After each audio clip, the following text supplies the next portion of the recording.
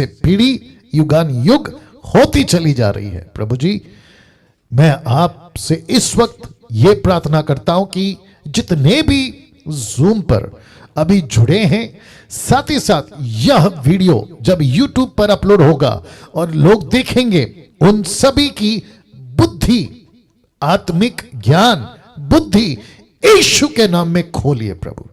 और प्रार्थना करते हैं, मकसद एक ही है, पवित्र आत्मा के उस सहायता से परमेश्वर के उस अद्भुत मिशन, मकसद के लिए ये सब तैयार हो सके।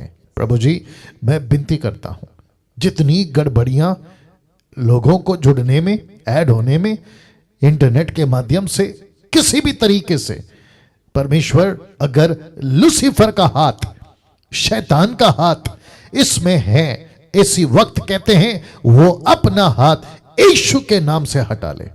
और प्रभु विनती करते हैं, आपके लोग सीख सकें, ऐसा अनुग्रह दीजिए। आप कर रहे हैं, उसके लिए आपको धन्यवाद। यीशु के नाम से इस प्रार्थना को मांगते हैं, सुने और कबूल करें, आमीन। जी, एक अच्छी ताली के साथ हम परमेश्वर को धन्यवाद देंगे। बहुत बहुत शुक्रिया। साथ ही साथ या वो यहां पे दिखता है, नया का बोलो। हाँ, ओके ना, बेहद बेहद खुशी है। आप सभी जितने लोग अभी जुड़ चुके हैं, मुझे लगता है कि कम से कम 300 के ऊपर अभी लोग जो हैं वो जुड़ गए हैं। हो सकता है कि किसी की नौकरी के चलते वो जुड़ने पर हैं, उनको लेट हो रहा होगा, मुझे नहीं मालूम, लेकिन आप सभी जुड़ते हैं, आप सभी अभी आ चुके हैं। मैं आप सभी का ताली बजाकर बहुत बहुत स्वागत करता हूं। जी, जैसे आप जानते हैं कि लगातार कम से कम 16 एपिसोड इस डीटी के ऊपर या डीटी के माध्यम से हम कंप्लीट कर चुके हैं, और परमेश्वर की सहायता से आज 17वां एपिसोड में हम पहुंच चुके हैं। तो क्या आप सभी को खुशी है? या आप लोग का प्रतिक्रिया देना बहुत जरूरी है। अजय चौधरी जी, हाथ पे हाथ रखकर मत बैठिए, रिस्पांस दीजिए।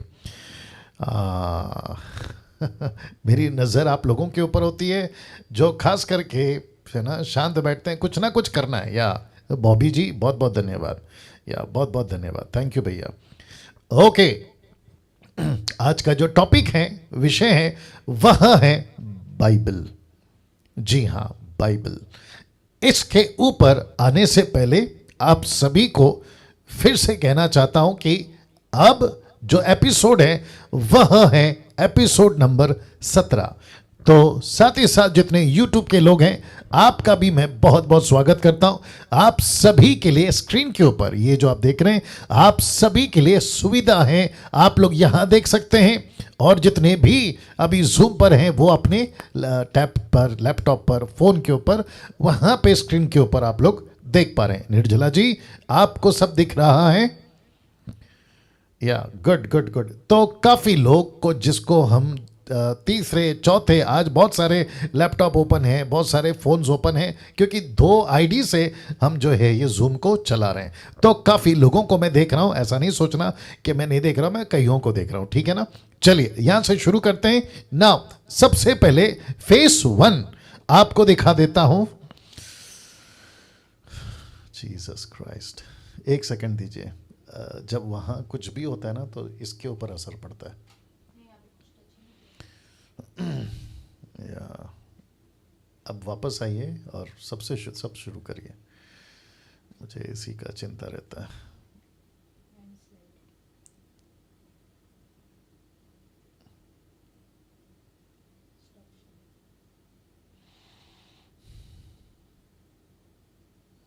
एक सेकंड दीजिए प्लीज़। ये स्क्रीन शेयर, एक हो गया शेयर, बोलते जाओ। ये कौन सा वाला? फर्स्ट वाला नहीं, वहाँ पे स्क्रीन करना है, पहले आपको यहाँ पे शेयर करना है, ये वाला। ये आ गया ना, वहाँ कर दिया मैंने। हाँ, ये आ गया ना अभी। करना है आपको, ये न्यू शेयर करें, शेयर, स्क्रीन, शेयर। ओके, आप लोग सभी को दिख रहा होगा तो आप लोग मुझे बताते जाएंगे। या सबको दिख रहा है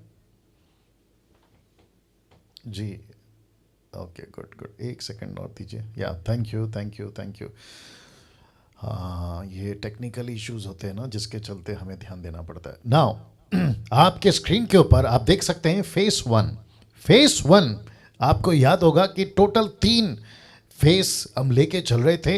एक है इनवाइट, जिसके ऊपर बुनियादी शिक्षाएं हम दे चुके हैं, और वो क्या क्या थी जो अब तक हमने सीखा।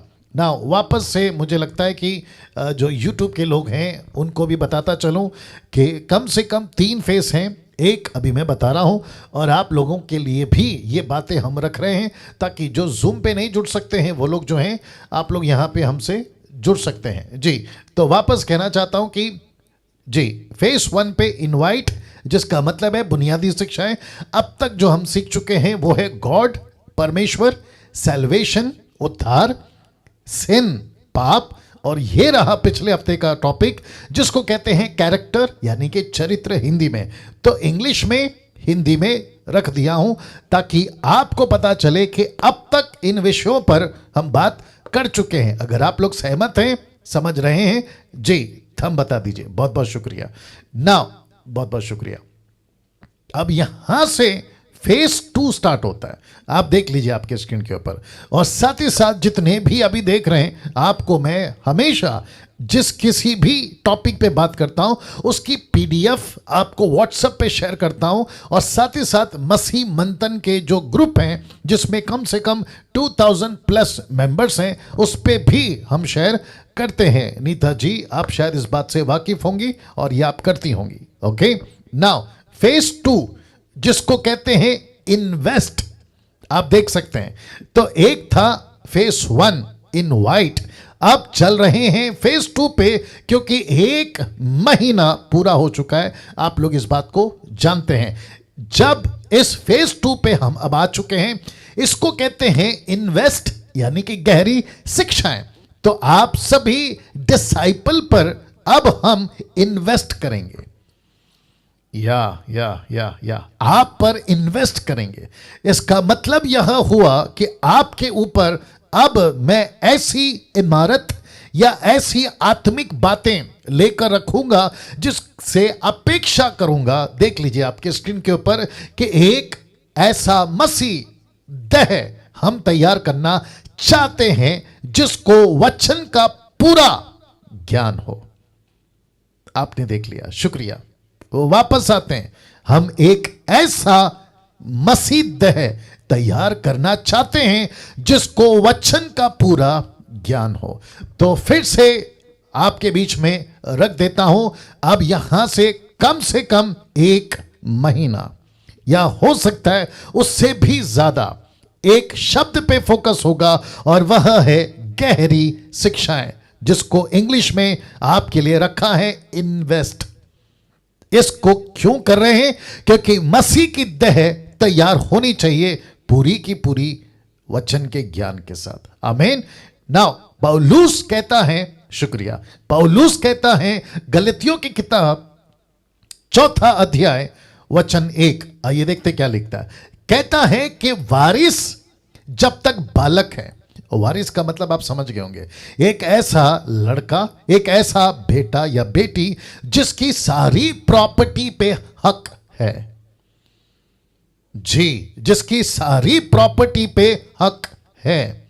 दूसरे शब्दों में, वो व्यक्ति जो वारिसदार है वो सारी प्रॉपर्टी का मालिक है।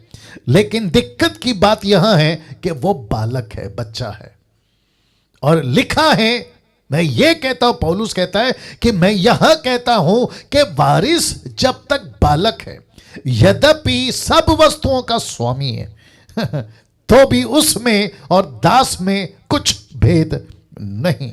तो किस कॉन्टेक्स्ट में या किस संदर्भ में पौलुस इस बात को लिखता है? तो कहता है कि डैनियल राज, तू, सिस्टर निर्जला जी, आप, ब्रदर बॉबी जी, आप, ब्रदर अजय चौधरी जी, आप, और साथ ही साथ धाम प्रकाश जी, आप और जितने बाकी हैं, सिस्टर आशा विलर हैं, सिस्टर एस्तर हैं, रेखा जी आप हैं, जितने भी हैं, बाकी जितने लोग हैं, इन सभी को पौलुस कहता है कि तुम परमेश्वर के वारिस हो, तुम परमेश्वर के स्वामी के पद पे काम कर रहे हो, एम्बेसडर हो, तुम यीशु मसीह के सिपाही हो। लेकिन दिक्कत की बात यह है कि तुमको वचन का ज्ञान नहीं है, इसलिए तुम बालक हो। ओ ओ ओ ओ ओ ओ आ रही है ना बात समझ में? या तो इसका मतलब है कि क्यों ना जिस चीज को प्रभु ने हमें दिया है, जिसके वजह से पौलुस हमको वारिस कहता है, जिसके वजह से वो कहता है कि तुम स्वामी हो, एम्बेसडर हो, राजदूत हो, याजक हो, परमेश्वर का चुना वंश हो, परमेश्वर की नीच प्रजा हो, तो क्यों ना तुम मैच्योर, परिपक्व हो जाओ परमेश्वर के वचन में, ताकि कोई तुमको बालक ना बुलाए। वाह, सी नाउ इसको देखिए, डैनियल राज का मकसद, यानी कि मेरा मकसद इस डीटी से, यानी कि डिसाइपलशिप ट्रेनिंग से, इस डीटी से आपका ज्ञान बढ़ाना नहीं है। मेरा मकसद इस डीटी से आपका ज्ञान बढ़ाना नहीं, बल्कि ज्ञानी लीडर्स तैयार करना है, जो कि मैंने फर्स्ट एपिसोड में कहा था, ताकि मसीह की तह के लिए प्राचीनों को नियुक्त कर सकें। तीतुस 1:5 कहता है, टाइटस चैप्टर 1 वर्स 5। काफी पाकिस्तान के लोग, काफी बंगाल देश के लोग, और काफी नेपाल से, काफी अफ्रीका से, और साथ ही साथ यूके, यूएसए से, मॉरिशस से, मैं समझता हूं अरब कंट्री से लोग मुझे सुनते हैं। मैं उन सभी को कहना चाहता हूं, मुझे प्लीज माफ करिए, मेरी हिंदी में कभी कभी मैं कोशिश करता हूं, जब याद रहता है मैं उर्दू शब्द डाल सकता हूं, लेकिन हर बार उर्दू शब्द डालना मेरे लिए मुश्किल पड़ जाएगा। लेकिन मैं कोशिश करूंगा कि इंग्लिश में वर्सेस आपके बीच में रख सकूं, जिसको कहते हैं तीतुस की किताब 1:5 हिंदी में, और इंग्लिश में कहते हैं the book of Titus chapter 1 verse 5, जहां पे लिखा है ताकि मसीह की देह के लिए प्राचीनों को नियुक्त कर सके। इसकी आदेश पौलुस ने टाइटस को दी थी। याद आ गया? समझ में आ गया? शुक्रिया। नाउ फिर से पढ़ देता हूं। मेरा मकसद इस डीटी से आपको ज्ञान, आपका ज्ञान बढ़ाना नहीं, बल्कि ज्ञानी लीडर्स तैयार करना है। जितने यूट्यूब पे हैं आप भी इस बात को समझे। नाउ अब यहां से एक नया विषय हम शुरू करेंगे, और विषय होगा जो कि मैं बता चुका हूं लेकिन आपके लिए रख रहा हूं। लिखा है बाइबल। वाह, ताली बजनी चाहिए, क्या बात है। वापस आते हैं इस विषय के ऊपर, आपके बीच में बात करने जा रहा हूं। साथ ही साथ जितने YouTube के लोग हैं आपको भी बताता चलूं कि ये ऐसा विषय है, बहुत ध्यान से सुनेगा, जिसमें बहुत बहुत मसाला है, बहुत मसाला है। और साथ ही साथ यह भी बताता चलूं, जो पहले दिन से बताता आ रहा हूं कि पास्टर डैनियल राज जो इस डिसाइपलशिप ट्रेनिंग को चला रहा है, इसमें ऐसा किसी प्रकार का कंटेन समझते होंगे, किसी प्रकार का कंटेन, किसी अमेरिकन का, किसी अफ्रीकन का, किसी देसी विदेशी का कंटेन नहीं डाल रहा हूं। यह परमेश्वर के पास बैठकर मेरे 26-28 साल की मिनिस्ट्री का अनुभव, साथ ही साथ जो पवित्र आत्मा मुझे बता रहा है, उस सब को लाकर आपके बीच में रख रहा हूं। साथ ही साथ मैं सपोर्ट के लिए हिस्ट्री में जरूर जाता हूं कि पहली सदी में क्या हुआ था, परमेश्वर के 16वीं सदी, 18वीं सदी में और 21वीं सदी में हिस्ट्री को स्टडी करता हूं। साथ ही साथ ट्रांसलेशंस को स्टडी करता हूं, डिफरेंट जो ट्रांसलेशंस होते हैं उसको स्टडी करता हूं। फिर उसके बाद में एक स्टेटमेंट को घोषित करता हूं पूरी तैयारी के साथ। तो हक से कहता हूं कि जिसको 18 पता है उसको 17 नहीं सिखाते, 19 सिखाइए, आपके पैरों के पास बैठ के सीखूंगा। चलिए वापस आते हैं। अब यहां से एक ऐसा विषय जिसको कहते हैं बाइबल। नाउ इसमें 4 बातें आप और हम सीखेंगे। मैं वापस कहता हूं कि आपको सिखाते सिखाते मैं खुद सीखता हूं, ठीक है ना? तो इसलिए मैंने कहा हम सीखेंगे। तो 4 बातें हैं। नाउ मुझे अभी से आपके दिमाग में एक बात डालने दीजिए कि विषय जरूर 4 है, पॉइंट्स जरूर 4 है, लेकिन ये पवित्र आत्मा की अगुवाई पे, क्योंकि मुझे हल्का हल्का ऐसा महसूस हो रहा है कि 5 पॉइंट भी हो सकते हैं, जिसको अगले हफ्ते का पहला दिन यानी मंगलवार मैं उसको कंटिन्यू कर सकता हूं।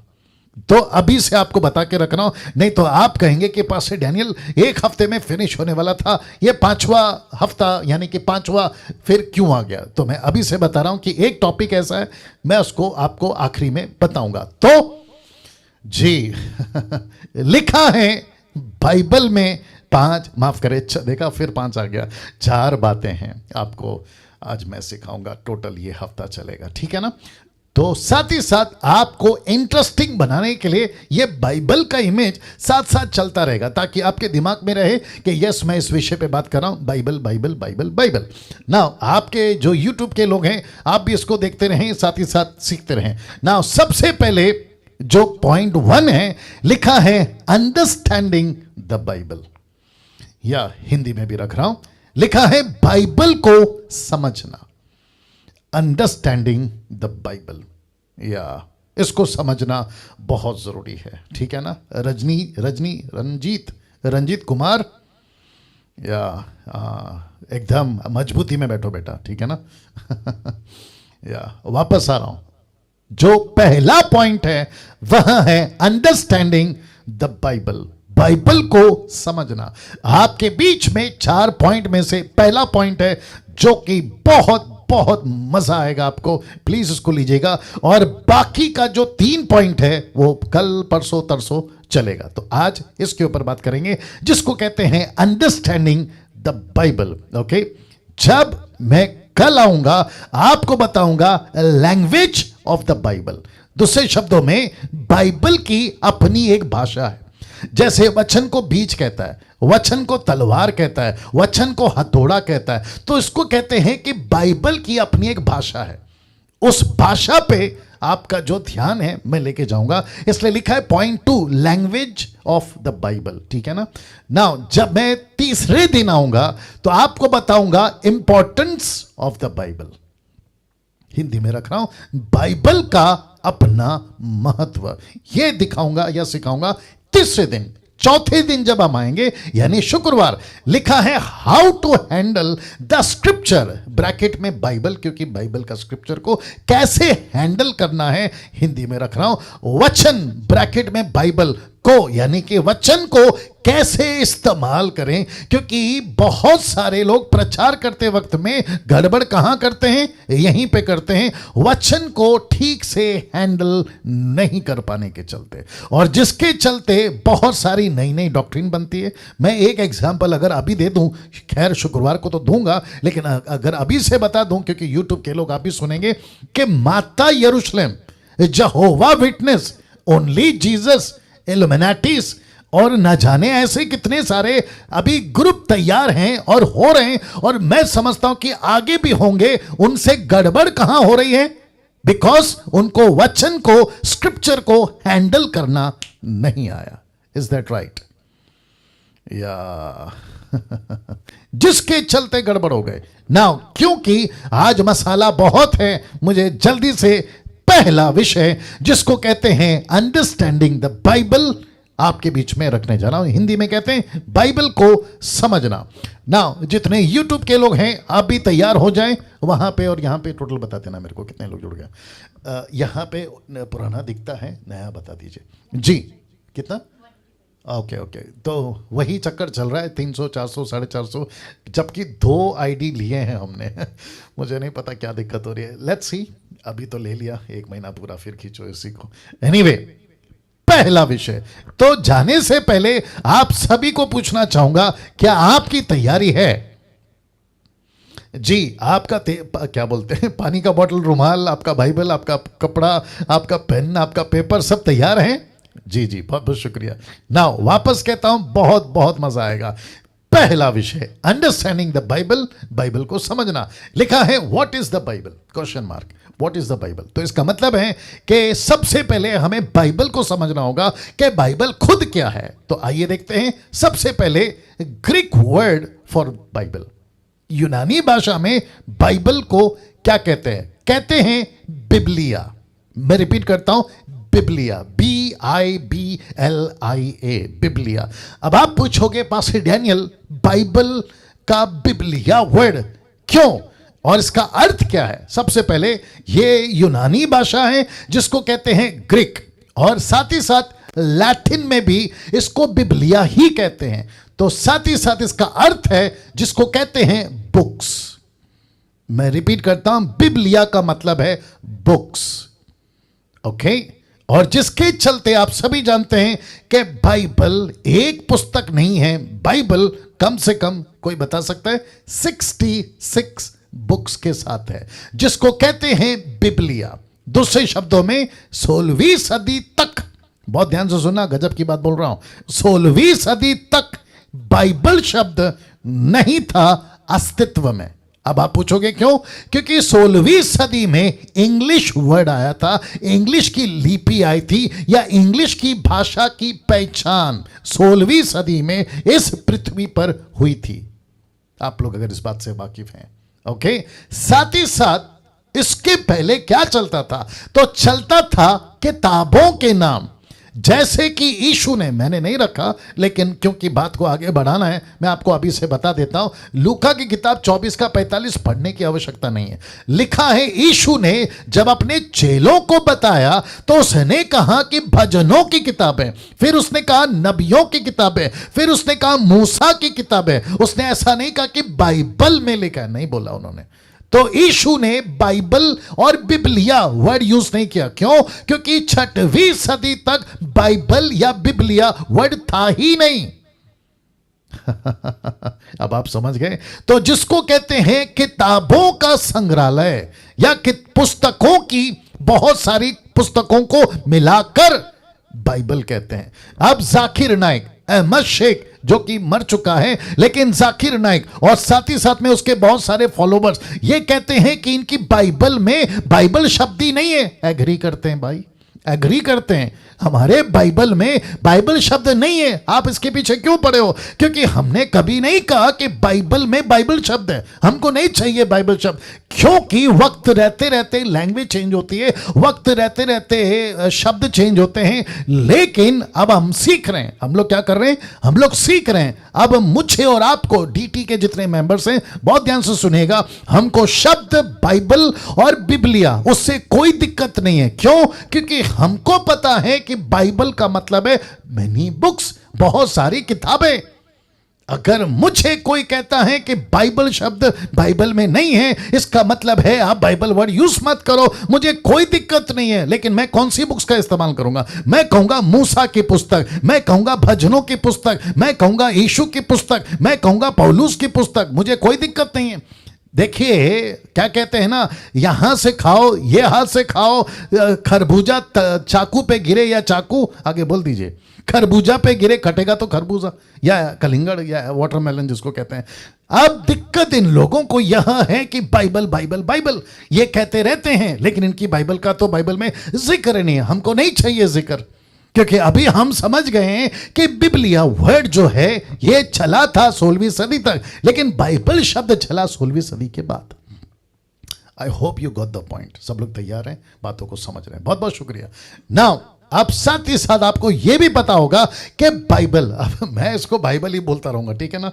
ओके, इसको कहते हैं कि बाइबल को लिखने वाले 40 लोग थे, जिसके ऊपर मैं समझता हूं कि ज्यादा खींचना बोलना जरूरी नहीं है, क्योंकि मैं समझता हूं कि संडे क्लास के बच्चे भी जानते हैं कि लेखक तकरीबन 40 लोग थे ना। साथ ही साथ बाइबल को 2 भागों में बांटा गया है। मैं समझता हूं इससे भी आप लोग वाकिफ जरूर होंगे, 2 भागों में। और आप सभी जानते हैं कि वो 2 भाग क्या है? एक कहते हैं पुराना नियम, दूसरा कहते हैं नया नियम। इंग्लिश में कहते हैं old testament and the new testament, ठीक है ना? नाउ 66 पुस्तकों का यह एक पुस्तक है, जिसमें ओल्ड टेस्टमेंट में 39 है, तो न्यू टेस्टमेंट में 27 है। तो टोटल हो गए जी, कोई बोल दे 66। वाह! तो इसका मतलब है कि अभी तक यह पता चला है कि बाइबल एक पुस्तक को नहीं कहते। आमीन।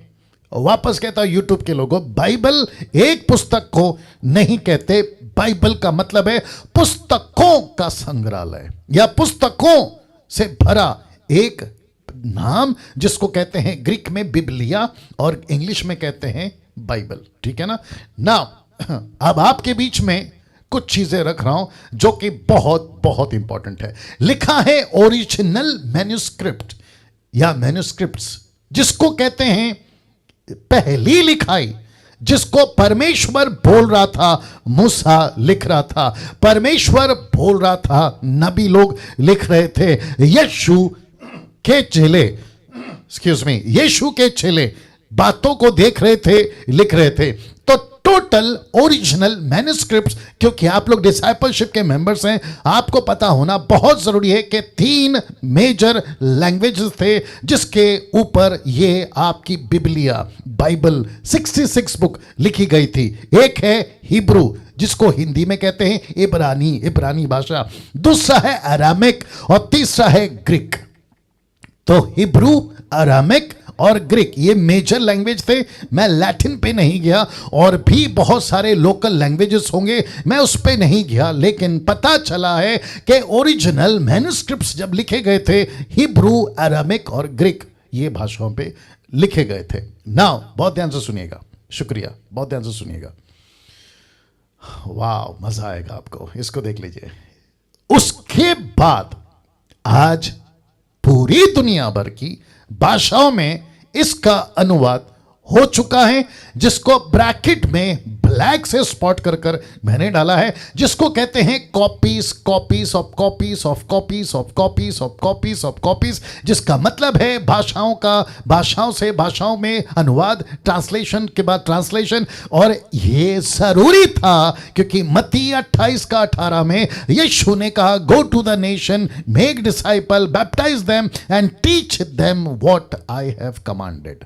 तो इसका मतलब है कि आज बहुत ध्यान से सुनना, जाकिर नाइक और बहुत सारे लोग और बहुत सारे जो सनातन धर्म वाले ये भी कहते हैं कि इनकी बाइबल करप्ट हो गई है, इनकी बाइबल में मिलावट है, इनकी बाइबल ओरिजिनल नहीं है, इनकी बाइबल ओरिजिनल भाषा में नहीं है। हमको नहीं चाहिए ओरिजिनल, हमको नहीं चाहिए original language, Hebrew, Aramaic, Greek नहीं चाहिए। क्यों? क्योंकि जो हिब्रू, अरामिक, ग्रीक है, उस वक्त के लोगों ने, अगर मूसा के टाइम से लेकर जॉन द बैप्टिस्ट तक, जॉन द बैप्टिस्ट से लेकर यीशु तक, यीशु से लेकर पतरस पौलुस तक, और पहली सदी से लेकर आपका जो क्या कहते हैं 3rd सेंचुरी तक में ये जितने भी थे, और उसके बाद तक जब 16वीं सदी आई, मार्टिन लूथर और जो भी आपके विलियम कैरी साहब, ये सारे के सारे उस ओरिजिनल मैन्युस्क्रिप्ट का ट्रांसलेशन, जिसको कहते हैं कॉपीज कॉपीज कॉपीज करते आए। और मेरे पास में अगर आज हिंदी है, मैं उसको ओरिजिनल समझूंगा, अगर नेपाली है मैं उसको ओरिजिनल समझूंगा, अगर तेलुगु, तमिल, मलयालम, गुजराती, कन्नड़ा, न जाने 6000 से भी ज्यादा दुनिया की भाषाएं, मैं उसको ओरिजिनल समझूंगा। क्यों? क्योंकि जीसस क्राइस्ट, क्योंकि पिछले हफ्ते का अखबार अगर वो डेट चेंज हो गया तो इसका मतलब ये नहीं है कि उसकी प्रिंट गड़बड़ है। जी नहीं, अखबार में डेट जरूर चेंज हो गई है, उसको कहते हैं यस्टरडेज न्यूज़पेपर, लेकिन न्यूज़ तो वही थी, न्यूज़ तो सच्ची थी, घटना जो उस पे प्रिंट हुई वो तो सच्ची थी, कोर्ट कचहरी का जो चक्कर चला न्यूज़पेपर पे वो तो सच्ची थी, मर्डर हुआ था न्यूज़पेपर वो तो सच्ची थी। आप कहते हैं नहीं साहब डेट चेंज हो गई है, डेट चेंज हो गई, मैं भी मानता हूं, लेकिन न्यूज़ तो चेंज नहीं हुई ना।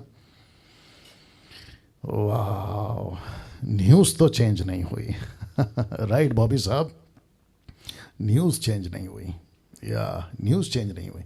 कहते हैं कि लैंग्वेज चेंज हो गई, तो यीशु का न्यूज़ तो चेंज नहीं हुआ। कहते हैं भाषा बदल गए, लेकिन यीशु की तो न्यूज़ चेंज नहीं हुई ना। यीशु वही था, यीशु वही है, न्यूज़ वही है। जैसे कल के अखबार का न्यूज़ नहीं बदलता डेट चेंज होने से, वैसे ही बाइबल की भाषा बदलने से यीशु की कथा, यीशु का क्रूसिफिकेशन, मूसा की बातें नहीं बदलती, नहीं बदलती, नहीं बदलती। ताली बजाकर यीशु को धन्यवाद देंगे। Thank you. वाह, सी ना, वापस रखता हूं, आज मेरे पास, आपके पास में हिब्रू नहीं है, कोई चिंता नहीं, और मैं कहता हूं कि जरूरत भी नहीं है। मैं आपको क्यों रखता हूं, मैं कभी कभी हिब्रू का ग्रीक का सहारा क्यों लेता हूं, अपने स्टेटमेंट को पुख्ता करने के लिए। लेकिन अगर कोई मूर्ख आदमी, बहुत ध्यान से सुनना क्योंकि आजकल ये ड्रामा चल रहा है, अगर कोई मूर्ख आदमी कहता है जब तक तुम हिब्रू नहीं सीखोगे तुम बाइबल नहीं समझ सकते, ऐसों को जितनी जल्दी हो सके नमस्ते बोल दो। वापस बोलना पड़ेगा लगता है वापस बोलना पड़ेगा। अगर कोई कहता है जब तक तुम हिब्रू नहीं सीखोगे तुम बाइबल नहीं समझोगे, जब तक तुम ग्रीक नहीं सीखोगे तुम बाइबल नहीं समझोगे, नमस्ते क्योंकि अभी हम सब समझते। वाह, सी यूट्यूब के लोगों बहुत सतर्क रहना। कुछ ऐसे लोग हैं जो कहते हैं आपको इजराइल जाना होगा सीखने के लिए, आपको यीशु के लोग जो मैसेनिक थे या जूइश के लोग थे उनसे सीखना होगा, तब जाकर आप कट टू कट। नहीं मेरे भाई, कोई जरूरत नहीं है, कोई जरूरत नहीं है। पौलुस की बातें काफ़ी है, माय गुडनेस, पौलुस की किताबें काफ़ी है। पौलुस किसको फॉलो करता था? यीशु को। मुझे और आपको किसको फॉलो करना है? यीशु को। That's it. और जिसके चलते मैं समझता हूं कि जितना कुछ हमारे पास में डेटा अभी है ना, वो काफी है उद्धार पाने के लिए, वो काफी है किसी को चेला बनाने के लिए, वो काफी है किसी को कलीसिया स्थापना करने के लिए, वो काफी है यीशु की घोषणा करने के लिए। That's it. ताली हो जाए प्रभु की महिमा के लिए। क्या बात है, क्या बात है। नाउ तो आज दुनिया भर की भाषाओं में अनुवाद हो चुका है और इसको देखो होता जा रहा है। आज भाषाओं में अनुवाद होता जा रहा है। मैं कहता हूं अगर नरेंद्र राव है, देखो नरेंद्र राव को कोर्स बनाओ जल्दी से जी। बहुत सारे ऐसे लोग हैं जो आज भी बहुत सारी लैंग्वेजेस में अनुवाद कर रहे हैं। जैसे नरेंद्र राव किसी एक प्रोजेक्ट पे काम कर रहा है, उनकी जो ऑर्गेनाइजेशन है वो एक इस पे लैंग्वेज पे काम कर रही है। और साथ ही साथ मेरे कितने पास्टर्स फ्रेंड्स हैं जो गुजरात के अंदर, छत्तीसगढ़ के अंदर, अलग अलग स्टेट्स के अंदर, इवन अफ्रीका के अंदर बहुत सारी भाषाओं में आज भी बाइबल प्रिंट हो रही है, यीशु की कथा प्रिंट हो रही है, मूसा की किताबों की कथा प्रिंट हो रही है। मुझे इससे कोई फर्क नहीं पड़ता कि वो हिब्रू नहीं है, अरामिक नहीं है, ग्रीक नहीं है, लेकिन लोकल भाषा है, वो कंप्लीट बाइबल है। आमीन। अगर जल्दी से कनेक्ट कर दें, या थैंक यू सो मच। मैं आगे बढ़ूंगा नाउ। साथ ही साथ दोस्तों इसको देख लीजिए, बाइबल कभी भी चैप्टर्स और वर्सेस में नहीं लिखी गई थी। ये आपको पता होना चाहिए। जी जी जी, ये आपको पता होना चाहिए। तो वापस से रख देता हूं कि बाइबल कभी भी चैप्टर्स और वर्सेस में नहीं लिखी गई थी। इसको जैसे आप लोग व्हाट्सएप के ऊपर मैसेज भेजते ना वन शॉट, आप लोग लेटर लिखते ना वन शॉट, आप किसी को कहते हो ना फोन के ऊपर वन शॉट, आप ऐसे नहीं कहते ना, अरे दोस्त कैसे हो चैप्टर 1 वर्स 2, अरे दोस्त खाना खाया चैप्टर 2 वर्स 4, ऐसा नहीं बात करते ना, आप कट टू कट बात करते हो, राइट? वैसे ही या नरेंद्र साहब सर, प्रेज द लॉर्ड। हाँ, प्रेज द लॉर्ड। कौन सी लैंग्वेज में आपकी ऑर्गेनाइजेशन ट्रांसलेट कर रही है? सर हम लोग जो है अभी एमपी में भीली और निमाड़ी लैंग्वेजेस में जो है ना। ओके, उसको रिपीट करो, वापस से धीरे से बोलो जी। भीली और निमाड़ी लैंग्वेज। हाँ, अब मैं आप सभी जितने भी लोग जुड़े हैं 184 यहाँ पर है, वहाँ पे कितने, और साथ ही साथ यूट्यूब के लोगों, आपको भी कहना चाहता हूँ ये भीली और क्या बोला आपने नरेंद्र साहब? निमाड़ी। तो इसका मतलब है कि आप लोग अभी देखिएगा ये कौन सी भाषा है, ये तब की तो थी नहीं, अब इसको क्या कहें। अगर ऐसी भाषा में इनके पास में बाइबल प्रिंट हो जाती है, जैसे मराठी, हिंदी, तेलुगु, तमिल नहीं थी, मार्टिन लूथर, माफ करें, हाँ मार्टिन नहीं, कौन था वो, विलियम कैरी तक आने तक तो नहीं था ना भारत में, ना बंगाली था ना किसी में भी था।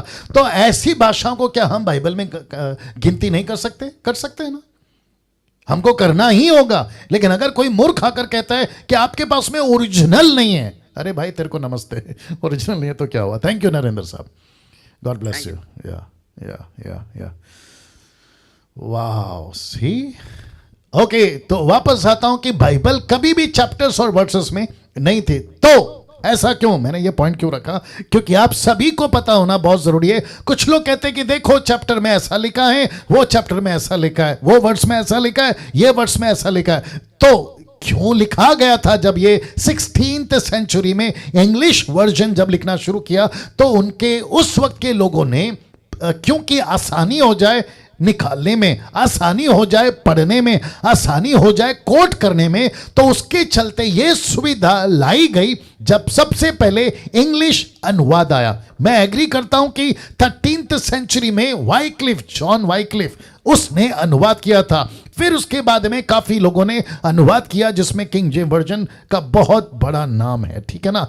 बट कोई दिक्कत नहीं, अगर चैप्टर में भी अनुवाद हो गया कोई दिक्कत नहीं, वर्सेस पे आते हैं कोई दिक्कत नहीं, लेकिन उसके अर्थ को या कॉन्टेक्स्ट को चैप्टर और वर्सेस के चक्कर में गड़बड़ नहीं करना है।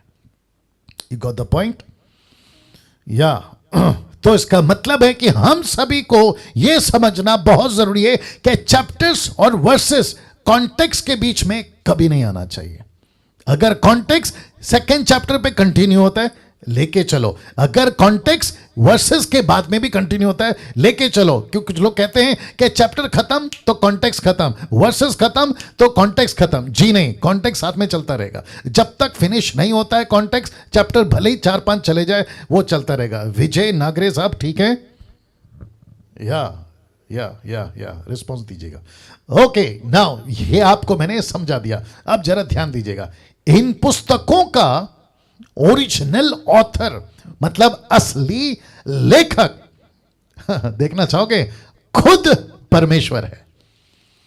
वाव, मैं फिर रख देता हूं, इस पुस्तकों का, जिसको कहते हैं बाइबल, इसका ओरिजिनल ऑथर खुद परमेश्वर है। कुछ लोग कहते हैं मूसा की किताब, जी मानते हैं, लेकिन लिखवाया किसने? परमेश्वर ने। अरे कहते हैं पौलुस की किताब, लेकिन लिखवाया किसने? परमेश्वर ने। तो इसका पुस्तकों का, जिसको कहते हैं बाइबल, कंप्लीट 66 बुक की बाइबल जिसको कहते हैं, इसका ओरिजिनल ऑथर है, ऑथर या जो मेन व्यक्ति है, और वो है परमेश्वर। आमीन। नाउ साथ ही साथ परमेश्वर ऑथर जरूर है, लेकिन परमेश्वर ने सहारा लिया लोगों का पुस्तकों को लिखवाने में, या लोगों को पुस्तकों को लिखवाने में परमेश्वर ने सहारा लिया। किस किस का? मूसा का सहारा लिया, नबियों का सहारा लिया, प्रेरितों का सहारा लिया। और ऐसे करते करते परमेश्वर, मैं आगे और रखूंगा, बस एंजॉय करते जाइएगा, और जितनी आपकी कैपेसिटी है उसको रिसीव करते जाइएगा, ठीक है ना। तो परमेश्वर ऑथर है ओरिजिनल, खुद उसका परमेश्वर की बातें हैं, लेकिन सहारा लिया मूसा का, नबियों का, प्रेरितों का। जैसे कि मुझे आंध्र प्रदेश, मेरा नेटिव प्लेस है, मेरी मातृभाषा आंध्र प्रदेश है, मुझे तेलुगु लिखना नहीं आता, लेकिन मेरा एक दोस्त है उसको लिखना आता है। मैं उसको कहूंगा, वो लिखेगा, लेकिन जब ये लेटर गांव पहुंचेगा तो वो किसकी तरफ से पढ़ेगा? लिखवाने वाले की तरफ से या लिखने वाले की तरफ से? तो मैं आपको अभी बता दूं, लिखवाने वाले की तरफ से। तो किसने लिखवाया? डैनियल ने। लिखा किसने? कोई मेरा दोस्त था। तो वो जब पढ़ेगा ना गांव वाला, तो मेरे दोस्त की तरफ से नहीं पढ़ेगा, मेरी तरफ से पढ़ेगा। You got the point? या तो वैसे ही परमेश्वर की तरफ से ये बाइबल है, और परमेश्वर के लोगों ने जरूर लिखा है, लेकिन ये टोटल 66 बुक जिसको परमेश्वर ने लिखवाया, हम उसको वैसा गिनती करेंगे। कैसे? रेफरेंस रख रहा हूं, 2 तिमोथी 3:16, 2 तिमोथी चैप्टर 3:16। आइए देखते क्या लिखा है। लिखा है हर एक पवित्र शास्त्र, जी हर एक पवित्र शास्त्र लिखता है परमेश्वर की प्रेरणा से रचा गया है। मैंने सिर्फ इतना सा पार्ट लिया है, बाकी का बी पार्ट आप लोग देख लीजिएगा। मुझे सिर्फ ए पार्ट से मतलब था। लिखा है हर एक पवित्र शास्त्र परमेश्वर की प्रेरणा से रचा गया है, जिसको इंग्लिश ट्रांसलेशन कहता है KJV version, all scriptures is given by inspiration of God. Inspiration of God, परमेश्वर की प्रेरणा से, इंप्रेशन ऑफ गॉड के प्रेरणा से, परमेश्वर की प्रेरणा से ये बातों को लिखा रखा गया है। और मैं समझता हूं कि आप सभी इस बात से वाकिफ होंगे कि एक भी परमेश्वर की पत्री जो मानव जाति के लिए दी गई है, लिखा मनुष्य ने जरूर है, लेकिन लिखवाया परमेश्वर ने है ना। अब इसको देखिएगा, बाइबल की सब बातें सच क्यों है? आप देख लीजिए स्क्रीन के ऊपर। कुछ लोग कहते हैं कि बाइबल की सब बातें सच है। जी हां, सच है। क्यों? मैं ये रख रहा हूं, मजा आएगा, लेते जाइएगा। बाइबल की सब बातें सच क्यों है? 3 कारणों से। कितने? 3 कारणों से मैं रखने जा रहा हूं। नंबर 1, व्यक्ति रियल थे, हिस्ट्री इसका प्रूफ है। व्यक्ति जिसके बारे में किया ना, व्यक्ति रियल थे। दूसरा, जिस जगह पर घटना घटी वो जगह रियल थी, हिस्ट्री इसका प्रूफ है। तीसरी बात, बातें रियल थी, हिस्ट्री इसका प्रूफ है। तो फिर कहता हूं कि बाइबल की बातें सच क्यों हैं यूट्यूब के लोगों? 3 कारणों से। व्यक्ति रियल थे, जगह रियल थी, बातें रियल थी। क्या बात है! और इस बात का प्रूफ कौन है? हिस्ट्री। व्यक्ति रियल कैसे थे? मूसा रियल था, अब्राहम रियल था, पौलुस रियल था, यीशु रियल था। कौन मना कर सकता है बताइए? जगह रियल थी। आज भी गूगल पे टाइप करो, मिडल ईस्ट की एक एक घटना को टाइप करो, आपको टक टक मिल जाएगा, एक एक चीज मिल जाएगी। यीशु की खबर आज भी है। कहते हैं कि इनकी बातें क्या कहते हैं ना, चंदा मामा की कहानी की तरह। यार अगर हम तुम्हारे में घुसेंगे तो फिर पूरी तरह से ना छितड़ा कर देंगे। लेकिन जो वास्तविक है, जो सच है, वो आपको स्वीकार करना ही होगा। मैं इसमें नहीं घुसूंगा, नहीं तो फिर मेरा दिमाग खराब हो जाता है। तो वापस आता हूं कि बाइबल की बातें सच क्यों है? 3 कारणों से। व्यक्ति रियल था या थे, जगह रियल थी, और बातें रियल थी। ठीक है ना? ये बात आप समझ गए ना? अगर यह पुस्तक, बहुत ध्यान से सुनेगा, अगर बाइबल, अगर यह पुस्तक ना होती तो हम 7 बातों को कभी ना जान पाते। मैं कुछ सेकंड इसको रख रहा हूं, थोड़ा सा पी लेता हूं पानी। जी, आई होप अभी तक आप लोग सब अच्छे से चल रहे हैं, बातों को सीख रहे हैं। ठीक है ना? ये बहुत इंपॉर्टेंट है। वापस रख देता हूं, लिखा है अगर यह पुस्तक, जिसको बाइबल कहते हैं, अगर नहीं होती तो हम 7 बातों को कभी जान ना पाते या जानने ना पाते। सबसे पहला, परमेश्वर कौन है, हम कभी ना जान पाते। नंबर 2, सृष्टि को किसने बनाया, ये कभी ना जान पाते। नंबर 3, पाप कैसे आया जगत में, हम कभी ना जान पाते। नंबर 4, शैतान कौन है, हम कभी ना जान पाते। नंबर 5, परमेश्वर की योजना को, परमेश्वर की योजना का मतलब है पाप से छुड़ाना, बेटे को नीचे भेजना, हम कभी ना जान पाते। नंबर 6, स्वर्ग और नरक क्या होता, हम कभी ना जान पाते। नंबर 7, अनंत काल की बातों को हम कभी ना जान पाते। यस और नो? तो वापस से रख रहा हूं क्योंकि मैं बहुत जल्दी गया हूं, मुझे पता है। इसकी पीडीएफ आपको मिल जाएगी। सबसे पहले, परमेश्वर कौन है? अगर बाइबल नहीं बताती, हम कुत्ते, बिल्ली, सांप, चूहा, हाथी, इसकी उसकी, लकड़ी, प्लास्टिक, लोहा, सूरज, चांद, नारियल, पता नहीं किस किस की आराधना कर रहे होते। यस और नो? यस और नो? सी?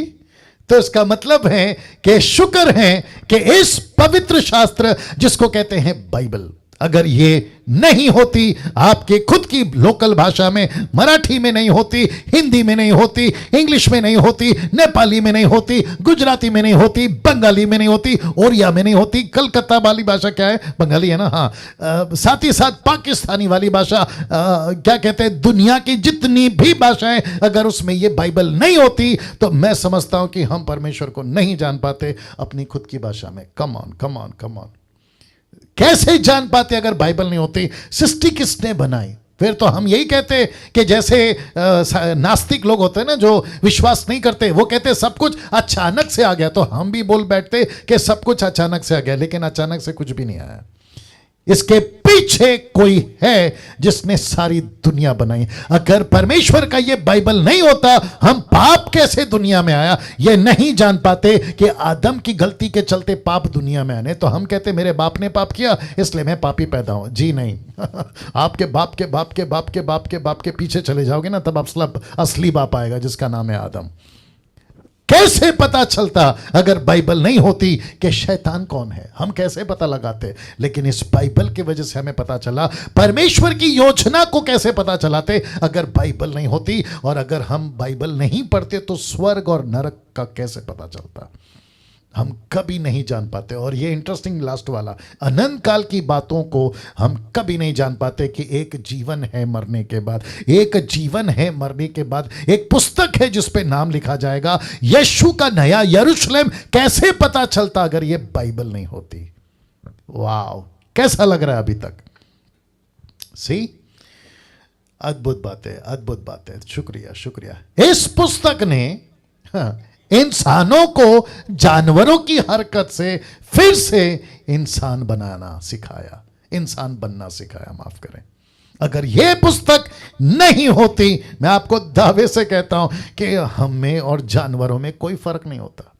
आज जितने भी हिस्ट्री में, इतिहास में, इवन अभी वर्तमान में जो अभी भी इंसान चल रहे हैं, वो चाहे किसी भी तबके का, लेवल का, तबका मतलब लेवल का, किसी भी लेवल का व्यक्ति हो, वो परमेश्वर के वचनों से अपने चरित्र को ठीक किया है, जो पिछले हफ्ते का टॉपिक था। अगर बाइबल नहीं होती, हम इंसान जानवरों का जीवन जी रहे होते। तो इस पुस्तक ने इंसानों को माफ करना सिखाया, प्यार करना सिखाया, देखते जाइए, सच्चाई पे चलना सिखाया, पाप और संसार की बातों पर कैसे विजय पाएं वो सिखाया, परमेश्वर की इच्छा पर चलना सिखाया और सेवा कैसे करें वो सिखाया। वाह, वापस रख रहा हूं। इस पुस्तक ने, जिसको कहते हैं बाइबल, राइट बॉबी साहब, इस पुस्तक को कहते हैं बाइबल, कहता है माफ करना सिखाया। अगर बाइबल में नहीं लिखा होता ना, अपने दुश्मनों को माफ करो, नहीं तो माइकल, ये कौन है यूट्यूब में जो गंदगी फैला रहा है, उसको तो हम कब का ठिकाने लगा देते। आप सोच के देखिए, लेकिन क्योंकि बाइबल कहती है माफ करो, फिर बाइबल कहती है प्यार करो, तो उसके चलते हम लोग जो हैं शांत बैठे हैं। अब इसका हिसाब प्रभु लेगा, वो लेगा, लेकिन कम से कम मुझे यीशु बोलता है, डैनियल तू जज मत बन, मैं हूं ना जज बनने के लिए। क्या बात है। सच्चाई पे चलना बाइबल सिखाती है, पाप और संसार की बातों पर कैसे विजय पाएं। सच्चाई पे चलने का मतलब पता है, एक सच्चा परमेश्वर छोड़ दूसरा कोई नहीं है, और वो सच्चा परमेश्वर है यीशु, यीशु, यीशु, दैट्स इट। ना पत्थर है, ना लकड़ी है, ना सांप है, ना कुत्ता है, ना हाथी है, ना बिल्ली है, यीशु अकेला। ना कोई लकड़ी, ना कोई पत्थर, ना कोई सूरज, ना कोई चांद सृष्टि, कोई नहीं, सिर्फ यीशु। यह सच्चाई पे चलना सिखाती है। और पाप और संसार की बातों पर विजय कैसे पाएं। आज टेम्पटेशन कितना है आप जानते हैं। आप फोन ओपन करो, टेम्पटेशन भरा हुआ है, फेसबुक ओपन करो, टेम्पटेशन भरा हुआ है, यूट्यूब ओपन करो, टेम्पटेशन की भरमार है, शॉपिंग मॉल पे जाओ, टेम्पटेशन की भरमार है। एक वक्त था, बहुत ध्यान से सुनिएगा, एक वक्त था लड़की में, एक लड़की कपड़े में लड़की ढूंढते थे। अब ऐसा हो गया कि लड़की में कपड़ा ढूंढ रहे हैं। लगता नहीं समझ आया, वापस बोलना पड़ेगा। एक वक्त था हम कपड़े में लड़की ढूंढते थे कि लड़की कहां है, क्योंकि इतने कपड़े पहनते थे। अब ऐसी मुसीबत हो गई है कि लड़की में कपड़ा ढूंढना पड़ रहा है, क्योंकि कपड़े ही नहीं दिखते। टेम्पटेशन की भरमार है, ऐसी ऐसी बातें हैं, ऐसे ऐसे बातें चलती हैं संसार के अंदर। तो परमेश्वर का वचन ही सिखाता है कि पाप से कैसे बचना है। किसी ने कहा है, कौन कहा मुझे नहीं मालूम, लेकिन यह स्टेटमेंट मुझे अच्छा लगा। किसी ने कहा है, या तो परमेश्वर का वचन आपको पाप से दूर कर देगा, या पाप आपको परमेश्वर के वचन से दूर कर देगा। अब चुनाव आपके हाथ में है। परमेश्वर की इच्छा पर चलना सिखाया। सेवा कैसे करें, यह परमेश्वर के वचन ने सिखाया। तो इसका मतलब है, ये सारे के सारे पॉइंट आपके बीच में मैंने इसलिए रखे हैं ताकि एक बाइबल से कितना फायदा है आप देखिए। सो टॉपिक कौन सा चल रहा है? Number 1, understanding the Bible. So लिखा है हाउ टू अंडरस्टैंड 39 बुक्स। कैसे समझे 39 पुस्तकों को। हिंदी में 39 नहीं बोलना आता है, इसलिए इंग्लिश में बोल रहा हूं, ठीक है ना। वापस आता हूं, हाउ टू अंडरस्टैंड 39 बुक्स। ये ओल्ड टेस्टमेंट का 39 बुक्स है, आपको याद आ गया होगा। नाउ अब यहां से लेवल चेंज होगा। अब यहां से लेवल चेंज होगा कैसे, मैं आपको बताता हूं।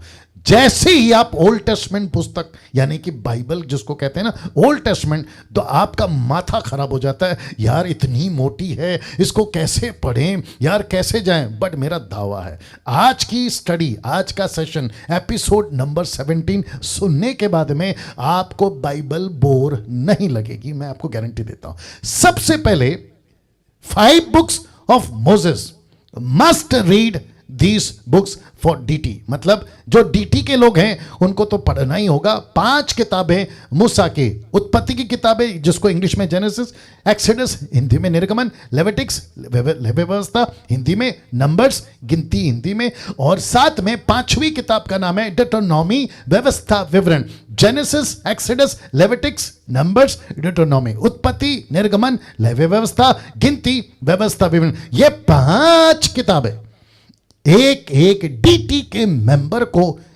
पढ़ना कम से कम, मैं समझता हूं 28 साल लग गए मुझे नहीं पता मैंने कितनी बार पढ़ा, लेकिन कम से कम 100 के ऊपर पढ़ा, ये तो मैं बता सकता हूं। लेकिन डीटी के लोग कम से कम 2 से 3 बार आप पढ़ चुके होने चाहिए। और जैसे जैसे उम्र और जैसे जैसे वक्त आगे बीतेगा आप इतना पढ़ चुके होंगे, क्योंकि सारा कुछ इसी 5 किताबों में छुपा है। सृष्टि कैसे बनी, 5 किताबों में। आदम कैसे आया, 5 किताबों में। इजरायली कैसे बाहर निकले, 5 किताबों में। मिस्र का राजा के साथ क्या किया, 5 किताबों में। यीशु की प्रोफेसी 5 किताबों में। यीशु क्या क्या करेगा, 5 किताबों में। व्यवस्था कैसी आई, 5 किताबों में। खतना किसको कहते हैं, 5 किताबों में। मूसा ने क्या क्या बातों से लोगों को कहा, कौन सा मटन खाना है, कौन सा नहीं खाना है, कैसे रहना है, कैसे नहीं रहना है, कौन से कपड़े पुरुषों ने पहनना है, कौन से कपड़े स्त्रियों ने पहनना है। ये सारा मसाला ये 5 किताबों में है। सोच के देखिए आप। तो इसका मतलब है कि एक बाइबल टीचर को, एक प्रीचर को, एक स्टूडेंट को, जो डीटी का स्टूडेंट है, उसको ये 5 किताबों का नॉलेज होना बहुत जरूरी है। अब जैसे ही आप 5 किताबों से बाहर निकलते हो, आपके सामने आ जाती है हिस्टोरिकल बुक्स, जिसको कहते हैं राजाओं और युद्ध की पुस्तकें। हिस्टोरिकल बुक्स इसमें कौन कौन सी है, यहोशू की जोशुआ, यहोशू हिंदी में, इंग्लिश में जजेस, न्यायों की पुस्तक हिंदी में, 1 सैमुअल, 2 सैमुअल, पहला सैमुअल, दूसरा सैमुअल, फिर उसके बाद में 1 किंग, 2 किंग, पहला राजा, दूसरा राजा। ये हिस्टोरिकल किताबें हैं जिसमें युद्ध मिलेगा, जिसमें लड़ाई मिलेगी। कैसे जीता शाऊल, या कैसे लड़ा, माफ करें, राजा दाऊद कैसे जीता, कैसे लड़ा, यहोशू कैसे लड़ा, गिडियन कौन था, सैमसन कौन था, यप्ता कौन था, क्या कहते हैं उसको, वेश्या जो थी वो कौन थी, रहाब, या ये जितने, ये सारे के सारे, सैमुअल नबी कौन था। एक एक हिस्टोरिकल युद्ध की चर्चा, राजाओं की चर्चा, ये आपको किताबों में मिल जाएंगी।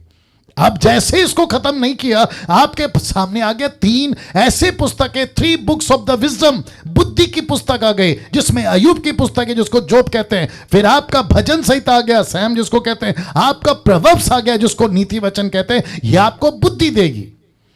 अब बताइए, फिर उसके बाद नंबर लगता है 5 किताबों का, जिसको कहते हैं अकॉर्डिंग टू जूइश, यहूदियों को कल्चर, यहूदियों का फेस्टिवल, यहूदी कैसे करते थे, जिसमें पुस्तक है सॉन्ग्स ऑफ सोलोमन, श्रेष्ठ गीत। उसके बाद में रूथ की पुस्तक, फिर उसके बाद में लेमेंटेशन, विलाप गीत, फिर उसके बाद में एक्लेसियास्टिक, जिसको सबोपदेशक कहते हैं। फिर उसके बाद में एस्तर की पुस्तक, जो कि यहूदियों को कैसे बंदी बनाया था, और ये एस्तर थी जो उपवास में बैठी और लोगों को बाहर निकाला। तो ये 5 किताबें आपको यहूदियों के कॉन्सेप्ट में, आपको पढ़ते वक्त में बातें समझ में आएगी। इसको खत्म नहीं किया कि आपके पास में मेजर प्रॉफिट्स आ जाते। 3 मेजर प्रॉफिट्स कौन कौन है, आइजाया, यशाया हिंदी में, जरमाया, यिर्मयाह हिंदी में, उसके बाद में हिजकियेल या हिजकेल हिंदी में। ये प्रॉफिट हैं जिसको कहते हैं 3 मेजर प्रॉफिट। इनको खत्म नहीं किया, आपके पास में माइनर प्रॉफिट, जो कि टोटल 12 माइनर प्रॉफिट्स हैं। और ये कौन है, होशिया, होशे, योएल, आमोस, इंग्लिश में देख लीजिएगा, ओबदा, योना, मीका, फिर उसके बाद में नाहूम, हबक्कुक, सपन्या, फिर उसके बाद में हगे, जकरिया, मलाकी, होशे, जोएल, आमोस, ओबद्या, जोना, मीका, नाहूम, हबक्कुक, जफन्या, हगाय, जकरिया, मलाखाय। ये सारे के सारे आपको मिल जाएंगे। और जैसे इसको खत्म नहीं किया कि आपके सामने 5 बुक्स ऑफ रेवलेशन आ जाएंगे, जिसमें आपको ये मिलेगा, जिसको कहते हैं दानियल, फिर जिसको कहते हैं एजरा, फिर जिसको कहते हैं नहमाया, फिर जिसको कहते हैं 1 क्रॉनिकल, 2 क्रॉनिकल हिंदी में, दानियल, एजरा, नहमाया, पहला इतिहास, दूसरा इतिहास। ऐसे करके आपको 39 बुक्स का एक टोटल कॉन्सेप्ट समझ में आ जाता है। अब मुझे बताइए, वापस ले जा रहा हूं, आपको पढ़ने में मज़ा क्यों नहीं आएगा, आपको पढ़ने में दिलचस्पी आपकी क्यों नहीं जागेगी, जब आपको पता चल जाएगा कि ओह, पुस्तकें ऐसी होती हैं। ये हो गई मूसा की 5 किताबें। आपका ये एक सेक्शन है, मैं वापस कहता हूं, ये एक सेक्शन है जहां पे आपके दिमाग में रखना है, ओके, मूसा की 5 किताबें, टक टक टक टक टक टक, खत्म, 1 महीना 2 महीना खत्म। फिर उसके बाद में आप आ जाते हैं हिस्टोरिकल बुक्स में, जहां पे युद्ध कैसे होता है, कैसे युद्ध जीते, आपको वो भी तो नॉलेज होना चाहिए ना। तो आपको पढ़ना है जोशुआ है, जैसे, फिर उसके बाद में 1 सैमुअल, 2 सैमुअल, उसके बाद में 1 किंग, 2 किंग। तो आपको पता चलेगा एलिया कौन था, एलीशा कौन था, सैमुअल कौन था, किंग साउल कौन था, राजा कौन था, दाऊद कौन था। ये सारा पढ़कर आपको जैसे ही आगे बढ़ते हो 3 बुक्स ऑफ द विजडम आ जाता है। जाता है, क्योंकि नॉलेज होना बहुत ज़रूरी है, ज्ञान होना बहुत ज़रूरी है। अय्यूब जैसा आदमी बता सकता है, भजनों के किताबों से दाऊद बता सकता है, प्रभव से, नीति वचन से राजा सुलेमान बता सकता है। इसको ख़त्म नहीं किया कि आपके सामने ये सारे आ जाते हैं जो यहूदी के कॉन्सेप्ट के हिसाब से चलते हैं। आपको पता चल जाएगा कि ओके, अगर मुझे टीच करना है जूइश कल्चर कैसा था तो इस पे चले जाओ। फिर उसके बाद में 3 मेजर आपको प्रॉफिट मिल जाएंगे, जो कि आपको इसको भी पढ़ना बहुत ज़रूरी है। फिर 12 प्रॉफिटों से ये खत्म होता है, जिसको कहते हैं आपके 12 माइनर प्रॉफिट्स। फिर उसके बाद में आखिरी के ये रेवलेशन बुक, जिसका नॉलेज आपको रखना ही होगा। और ये सारे वो किताबें हैं, क्योंकि फर्स्ट क्रॉनिकल, सेकंड क्रॉनिकल को मैंने टोटल 5 करके आपके बीच में रखा है। तो कैसा रहा? ये खत्म हो गया सब आपका ओल्ड टेस्टमेंट। अब बताइए, क्या बाइबल बोरिंग है अजय चौधरी जी? या अजय चौधरी बहुत शांत बैठते हैं। या बॉबी साहब सोचिए, कितना सिंपल है, कितना सिंपल है, राइट निर्जला जी? कितना सिंपल है। ऐसे करते हुए अगर आपके दिमाग में बात आ जाए, बोला ओ ये तो इतना सिंपल है। अब मुझे लगता है कि जब जब आप मूसा की किताबें पढ़ोगे, आपके दिमाग में फिक्स आ जाएगा, अरे 5 किताबें मूसा की हैं, नबियों की किताबें, आपको पता चल जाएगा मेजर 3 है, माइनर 12 है। जैसे ही आप यहूदियों का पढ़ोगे, आपको पता चल जाएगा 5 तो ये लोग हैं। ऐसे करते करते आपका टोटल 39 बुक्स फिनिश। और फिर उसके बाद की आपकी स्टडी, आपका नॉलेज बढ़ता है। अब बात करते हैं how to understand New Testament, जो कि 27 किताबों का संग्रहालय, 27 बुक्स को मिलाकर इसको कहते हैं न्यू टेस्टमेंट। अब बहुत सिंपल है, इसको तो काफी लोग जानते हैं। 4 बुक्स ऑफ गॉस्पल, मैथ्यू, मत्ती, मार्क, मरकुस, लूक, लूका, जॉन, यूहन्ना। ये 4 किताबें हैं, एक ही स्टोरी है, लेकिन 4 कैमरे से रिकॉर्ड किया। आप इसको ऐसे बोल दीजिएगा, ठीक है ना? एक ही स्टोरी है, लेकिन कितने कैमरे से? 4 कैमरे से। तो जब आप मत्ती पढ़ते हैं तो ऐसे नहीं सोचना कि मरकुस वाला यीशु अलग है। जब मरकुस पढ़ते तो ये नहीं कहना कि लूका वाला यीशु अलग है। दोस्तों, प्रभु के लोगों, ये एक ही व्यक्ति है जिसको कहते हैं यीशु, और एक ही घटना घटी थी, और एक्सक्यूज मी, एक ही बार घटी थी। वापस से बोलता हूं, एक ही व्यक्ति है, एक ही स्टोरी है, और एक ही बार घटी थी। यूट्यूब के लोगों, आपको भी समझना होगा। तो जब मत्ती पढ़ते, मरकुस पढ़ते, लूका पढ़ते, यूहन्ना पढ़ते, तो 4 यीशु पैदा नहीं कर देना। यीशु एक ही है, 4 घटना पैदा नहीं कर देना, एक ही घटना है। और पूरी तरह से ये 4 कैमरे हैं, 4 किताबें, 4 कैमरे। I hope you got the point. First century churches book, माफ करें, first century church history book कौन सी है? ये वाली, जिसको कहते हैं प्रेरितों की किताब। टोटल 28 अध्याय। ओके, वापस आना पड़ेगा। मत्ती में है 28 अध्याय, मरकुस में है 16 अध्याय, लूका में है 24 अध्याय, यूहन्ना में है 21 अध्याय। टक टक टक टक खत्म हो जाएगा। जैसे ही आप प्रेरितों की किताब में आओगे, आपको पता चलेगा कि फर्स्ट सेंचुरी की हिस्ट्री में क्या क्या घटा था। तो आपको चर्चेस की हिस्ट्री मिलेगी, इसमें पतरस का एक्शन मिलेगा, इसमें स्टीफन का सैक्रिफाइस मिलेगा, इसमें याकूब का गला काटा मिलेगा, इसमें पौल का रिपेंटेंस और शॉल से पौल कैसे बना, और पौलुस की मिनिस्ट्री कैसे बढ़ी, कलीसिया कैसे फैली, यह सब कुछ मिलेगा। इसको कहते हैं first century church history book, जिसको कहते हैं एक्ट्स, प्रेरितों के काम। ओके, इसमें 28 अध्याय। फिर इसको कहते हैं एपिस्टल्स लेटर्स, एपिस्टल्स लेटर्स या अपोस्टल्स लेटर्स। ए भी आ सकता है, ई भी आ सकता है, आप जैसे उसको कहेंगे। नाउ बहुत ध्यान से सुनिएगा, फ्रॉम रोमन्स टू रेवलेशन। आप सभी जानते हैं, रोमियो की पुस्तक से लेकर प्रकाशित वाक्य तक की पुस्तक में इन सभी बातों को लिखने में पतरस ने, पौलुस ने, याकूब ने, यूहन्ना में, जिसको कहते हैं एपिस्टल्स लेटर्स, अपोस्टल्स लेटर्स, आप जैसे उसको बोले आपको पता चल जाएगा। रोमियो के बाद में पहला कुरिन्थियों, दूसरा कुरिन्थियों, फिर उसके बाद में आपका जो है गलतियों, एफिसियों, कुलुसियों, फिलिपियो, फिर उसके बाद में आपका पहला थिस्सलुनीके, दूसरा थिस्सलुनीके, पहला तीमुथी, दूसरा तीमुथी, फिर उसके बाद में टाइटस है, फिलोमेन है, फिर इब्रानियों है, याकूब की किताब है, पहला पत्र, दूसरा पत्र, पहला यूहन्ना, दूसरा यूहन्ना, तीसरा यूहन्ना, यूदा की किताब, प्रकाशित वाक्य। ऐसे करते हुए आप अपना नया नियम खत्म कर सकते हैं। वाह, सो दैट 66 बुक खत्म हो गए आपके। अब मुझे बताइए, क्या बाइबल बोरिंग है? या बिल्कुल नहीं, बिल्कुल नहीं। अब एक कॉन्सेप्ट रख रहा हूं, जरा ध्यान दीजिएगा। एक कॉन्सेप्ट रख रहा हूं, ठीक है ना। कॉन्सेप्ट क्या है, पहले ये फोटो देख लीजिए आप। एक जगह पे आपका क्या कहते हैं, टोटल क्या कहते हैं उसको, हॉल है जहां पे आप बैठते हैं। एक जगह पे किचन है, एक जगह पे बेडरूम है।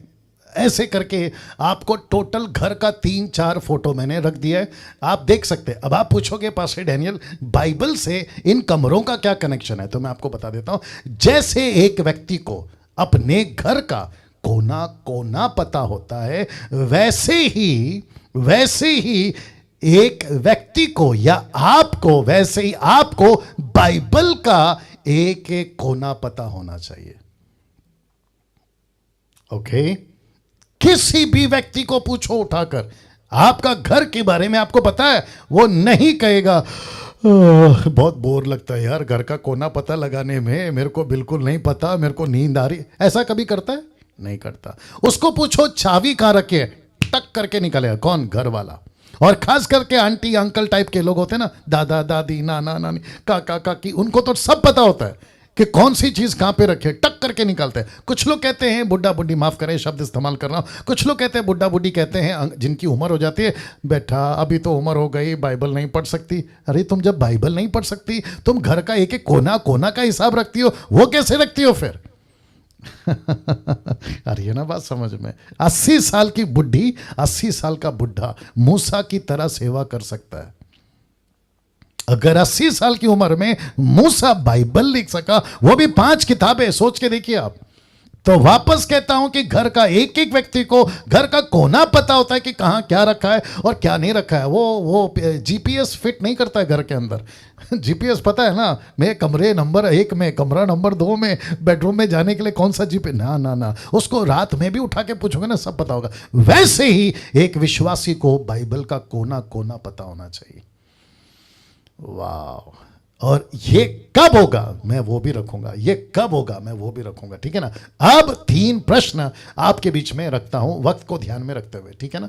3 प्रश्न, यूट्यूब के लोगों आप भी मेरे साथ में बने रहे। अब 3 प्रश्न। सबसे पहला, कहां से पढ़ें, कैसे पढ़ें और कितना पढ़ें।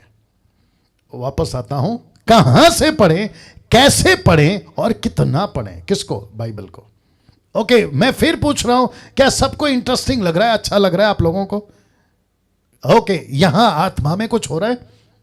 या गुड। चलिए वापस आते। 3 प्रश्न, कहां से पढ़ें, कैसे पढ़ें और कितना पढ़ें। तो सबसे पहला प्रश्न का उत्तर देता हूं, कहां से पढ़ें। सबसे पहला इंपॉर्टेंट है, कहां से पढ़ें। बहुत ध्यान से सुनेगा यूट्यूब के लोगों, शायद कभी आपको यह नहीं बताया गया कि कहां से पढ़े, लेकिन मैं आपके बीच में वो एंगल रखना चाहता हूं जहां पे दूध की बोतल आपसे छूट जाएगी और आप मैच्योर हो जाओगे और वारिस से कभी बालक नहीं बनोगे, लेकिन वारिस से स्वामी जरूर बन जाओगे। तो सबसे पहले कहां से पढ़ें, लिखा है सबसे ज्यादा नॉलेज एक डीटी के मेंबर को 10 पुस्तकों का होना चाहिए। कितना? 10 पुस्तकों का। मूसा की 5 किताबें और यीशु की 5 किताबें, जिसको कहते हैं उत्पत्ति, निर्गमन, लेवी व्यवस्था, गिनती, व्यवस्था, विवरण, मत्ती, मरकुस, लूका, यूहन्ना, प्रेरित। मैं आपको बताता हूं क्यों जी, आपको फिर बताता हूं क्यों। वाह। किसी को भी गॉस्पेल सुनाना, किसी को भी वचन सुनाना हो, अगर चर्च में पास्टर को प्रीच करना हो, कहां से लेता है अक्सर प्रचार? इन्हीं 10 किताबों से। यस और नो? टोटल बेस ये 10 किताब का है। मसीहत की पूरी स्टोरी ये 10 किताब में टक करके मिल जाएगी। सृष्टि की बातें 10 किताबों में, पाप कहां से आया 10 किताबों में, पाप से कैसे बचना है 10 किताबों में, व्यवस्था कहां से आई 10 किताबों में, अनुग्रह कहां से है, कम ऑन 10 किताबों में, क्षमा कैसे मिलेगी 10 किताबों में, क्यों मिलेगी 10 किताबों में, नरक स्वर्ग 10 किताबों में, परमेश्वर कितना दयालु, परमेश्वर कितना प्रेमी, परमेश्वर कितना नफरत कर सकता है पाप से 10 किताबों में। एक एक घटना कितनी किताबों में? 10 किताबों में।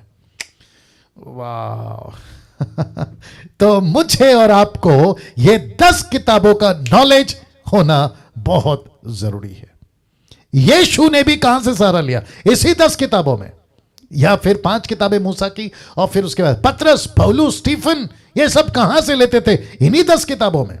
बाकी किताबें इंपॉर्टेंट नहीं है, मैं ऐसा नहीं कह रहा, लेकिन सबसे ज्यादा ये 10 किताबों का नॉलेज होना बहुत जरूरी है। नाउ दूसरा सवाल आपके लिए रख रहा हूं, कैसे पढ़ें?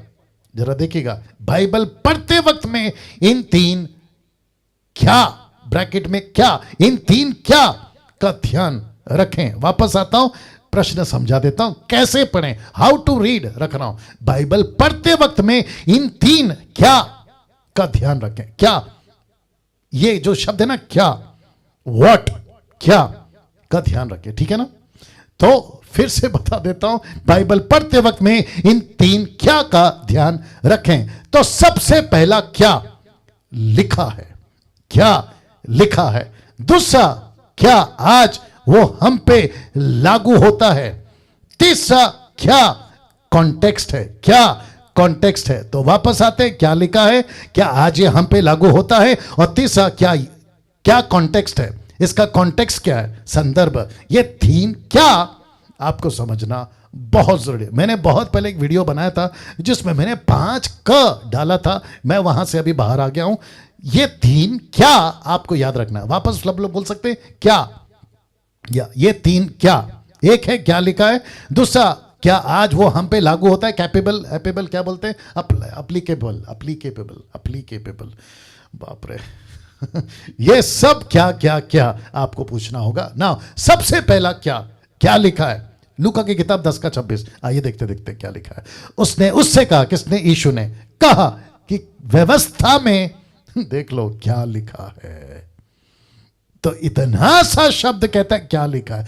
तो यीशु ने कहा कि जब तुम बाइबल पढ़ते हो, व्यवस्था की किताब पढ़ते हो, मूसा की किताब पढ़ते हो, तो खुद से पहला सवाल पूछो कि क्या लिखा है, क्या लिखा है। इसका मतलब क्या पता है? इसका मतलब है पढ़ते वक्त में कल्चर क्या था, व्यक्ति कौन था, ये सारी बातें ये आता है क्या में। नाउ इसको देखिए, क्या आज वो हम पे लागू होता है। दूसरा क्या, क्या आज वो हम पे लागू होता है। कुलुस्सी किताब 2 का 17 देखो क्या लिखा है, क्योंकि वे सब आने वाली बातों की छाया है, पर मूल वस्तु मसीह की है। आज वो बातें आप पर लागू होती है, नहीं होती। कौन सी बातें? व्यवस्था की किताबें। ना मैं थोड़ा सा क्लियर कर देता हूं, क्या मन्ना आज गिरता है? जी, हाथ करके बता दीजिए, ऐसे करके बता दीजिए, नहीं गिरता। क्या परमेश्वर ने फिर से कहा है आज की तारीख में बलिदान चढ़ाओ, जैसे ओल्ड टेस्टमेंट में बलि होता था बकरी का, इसका उसका, आज जरूरत है? बिल्कुल ऐसे नहीं। साथ ही साथ क्या हमको यरूशलेम में जाकर वहां पे आराधना करना है, या परमेश्वर आपके अंदर है? परमेश्वर हमारे अंदर है, तो इसका मतलब है, लिखा है क्या आज वो हम पे लागू होता है। तो पौलुस कहता है वो बातें छाया थी। इंग्लिश ट्रांसलेशन कहता है these are the shadows, shadow, shadow, वो परछाई है, तो हम उसके पीछे क्यों चले। ये रहा तीसरा, क्या है कॉन्टेक्स्ट। लूका 10 का 26 कहता है, उसी को फिर लेकर आया, उसने उससे कहा कि व्यवस्था में क्या लिखा है, तू कैसे पढ़ता है, हाउ यू रीड, कैसे पढ़ता है। तो एक एक वचन का अपना कॉन्टेक्स्ट है। कॉन्टेक्स्ट का मतलब है संदर्भ, किसको लिखा है, कैसे लिखा है, कब लिखा है, क्या यह मुझ पे लागू होता है। ये सारी चीजें मैं इसके ऊपर आऊंगा जब how to handle the scripture पे ये आएगा। तो वापस से कह देता हूं, आपके बीच में फिर रख देता हूं ताकि आपको बात फिर से समझ में आ जाए। बाइबल पढ़ते वक्त में इन 3 क्या का ध्यान रखें, क्या लिखा है, क्या आज हम पे लागू होता है, क्या है कॉन्टेक्स्ट। तो ऐसे करके मैंने आपको 3 बता दिया। मैं वक्त का ख्याल रखूंगा लेकिन थोड़ा सा लंबा चलेगा, आज बर्दाश्त करेगा ना। अब इसको देखो, और कितना पढ़ें, मतलब उसके बाद में आता है तीसरा पॉइंट है कितना पढ़ें। ओके, आप लोग शायद भूल गए, तो वापस चला जाता हूं। 3 बातों पे हम फोकस कर रहे थे। ओ ओ ओ ओ ओ ओ ओ ओ कहां से पढ़ें। ओके, वापस जाना पड़ेगा। कहां से पढ़ें, कैसे पढ़ें और कितना पढ़ें, इसके ऊपर मैं आ रहा था, तो मैं ये बता चुका हूं। कहां से पढ़ें, यहां से पढ़ें, कैसे पढ़ें, ऐसे पढ़े। 3 क्या का ध्यान रखें। अब कौन सा पॉइंट है, तीसरा पॉइंट है, ये आ गया आपके बीच में, कितना पढ़ें। अब ये इंपॉर्टेंट है। तो फिर पूछूंगा, क्या सब लोग तैयार हैं? फिर पूछूंगा, सब लोग तैयार हैं? शुक्रिया। कितना पढ़ें। भजन संहिता 1 से 1 तक, 1 से चैप्टर 1 वर्स 1 to 3, भजन संहिता का 1 से 3 तक। क्या ही धन्य है वह पुरुष, कौन? जो दुष्टों की युक्ति पर नहीं चलता, ना पापियों के मार्ग में खड़ा होता, ना ठट्टा करने वालों की मंडली में बैठता, परंतु वह तो यहोवा की व्यवस्था, मतलब बाइबल, परमेश्वर का वचन, व्यवस्था से प्रसन्न रहता। जरा शब्द पे ध्यान दीजिए, उसकी व्यवस्था पर रात दिन ध्यान करता रहता। रात दिन का मतलब पता है?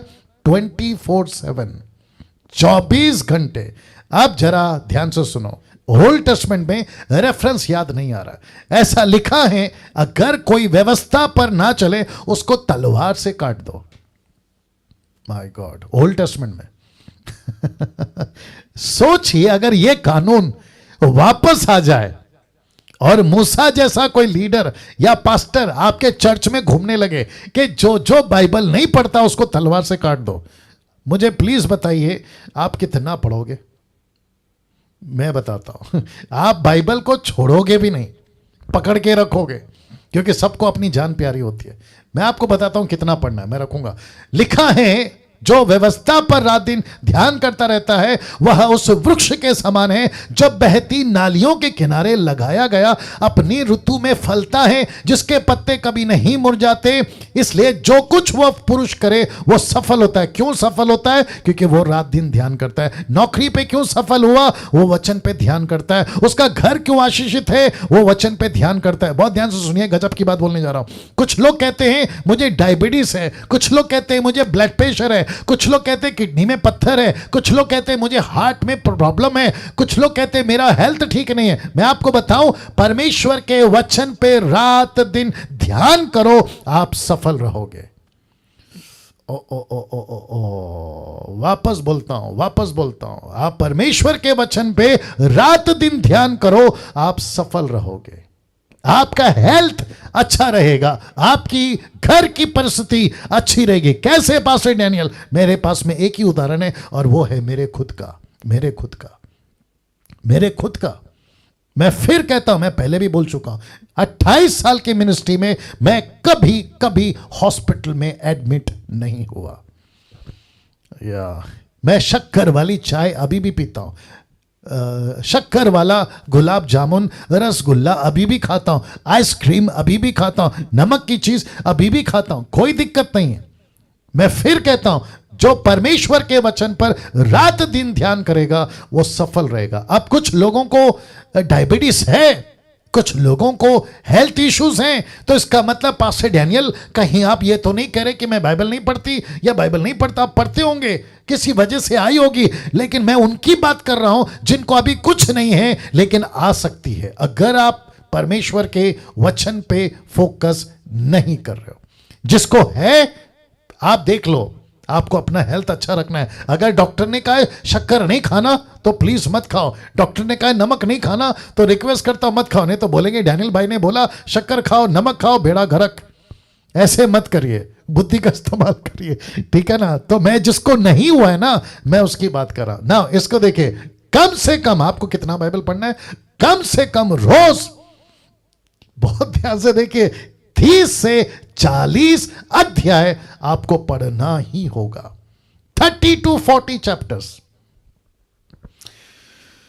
वाह पास्टर डैनियल, ये तो अत्याचार है हम पर, ये तो जुल्म है हम पर। मैं आपको बताता हूं क्यों 30 to 40 चैप्टर क्यों, मैं आपको बताता हूं। देखिए मेरे सामने अजय चौधरी के बगल में शायद उनकी मम्मी है, राइट ब्रदर? आपकी मम्मी है अजय चौधरी साहब, आपकी मम्मी है ना वो? या शुक्रिया ना। मैं उन मम्मी से बात करता हूं, आप लोग माइक को बंद रखिएगा, सिर्फ सुनते रहिए। देखिए, एक माँ और साथ ही साथ निर्जला जी, आप भी एक माँ हैं और साथ ही साथ आप है ना पत्नी हैं, आपके हस्बैंड की आप पत्नी हैं, और साथ ही साथ जितने भी पिता हैं ना, वो सब जानते हैं कि पूरा घर को चलाने के लिए कितना राशन कितना आटा, कितना चावल, और अगर दिन का खाना बनाना है, सुबह का ब्रेकफास्ट, दोपहर का लंच, रात का डिनर, तो आटा कितना गूंदना है। एक बेटा अगर रोटी खाता है तो 3 खाता है कि 4 खाता है, तो उसके हिसाब से तैयारी करो। पति अगर 3-4 रोटी खाता है, उसके हिसाब से तैयारी करो। करते कि नहीं करते? सोचिए, अगर एक दिन पति को, बेटे को, बाप को, बेटी को, मां को 1 रोटी कम दे दिया, तो घर पे मतलब युद्ध चलता है कि नहीं चलता है? और फिर क्या कहते पता है? तुमको मेरी खुराक नहीं पता, तुमको मेरा हैपिटाइट नहीं पता, तुमको मेरी भूख नहीं पता, तुमको नहीं पता मैं कितनी रोटी खाता हूं, मेरे टेबल पे तुमने रोटी कम क्यों की। वैसे ही आपकी आत्मिक के खुराक है जिसमें कम से कम 30 से 40 चपाती चलनी चाहिए। कम से कम 30 से 40 रोटी आपको खाना है। आत्मिक खाने की बात कर रहा हूं। कुछ लोग कहते हैं 30 से 40 चैप्टर पढ़ते पढ़ते मुझे नींद आ जाती है। 1 दिन आएगी, 2 दिन आएगी, 3 दिन आएगी। अपने शरीर को मजबूत करो, अपने इमोशन को मजबूत करो, अपने आप को प्रैक्टिस में लेकर आओ। जैसे एक आर्मी वाला अपने शरीर को तैयार करता है आर्मी में भर्ती होने के लिए, मिलिट्री वाला शरीर को तैयार करता है मिलिट्री में भर्ती होने के लिए, नेवी वाला, एयरफोर्स वाला, पुलिस वाला, वैसे ही हम यीशु के योद्धा हैं। हमको खुद को तैयारी करनी होगी, हमको खुद को तैयारी करनी होगी। वाह, सी, लकड़ी चलाना नहीं आता लेकिन वो सीखता है। क्यों? क्योंकि वो युद्ध में तलवार चलाना नहीं आता लेकिन वो सीखता है। क्यों? क्योंकि वो युद्ध में बंदूक चलाना नहीं आता लेकिन वो सीखता है। क्यों? क्योंकि वो युद्ध में हमारा और आपका वेपन कौन सा है? परमेश्वर का वचन। अगर उसी को नहीं चलाना सीखा तो फिर तुम सिपाही किस काम के? तुम सिपाही किस काम के? खुद को योद्धा कहते हो, खुद को सिपाही कहते हो, खुद को मसीह का बेटा बेटे कहते हो, लेकिन 30 से 40 चैप्टर नहीं पढ़ सकते तो तुम मसीह कैसे हुए? तुम योद्धा कैसे हुए? वाह, कैसा लग रहा है? या तो इसका मतलब है कि हम सभी को परमेश्वर का वचन पढ़ना बहुत जरूरी है, कॉन्टेक्स्ट में पढ़ना बहुत जरूरी है, और ये जो 3 क्या है ना, इसको जानना बहुत जरूरी है। नाउ ये रख रहा हूं, फिर धीरे धीरे समाप्ति पे आ रहा हूं। You need to understand this concept. कौन सा कॉन्सेप्ट है? ध्यान से देखिएगा। The whole Bible is for us, the whole Bible is for us, but not whole Bible is to अस।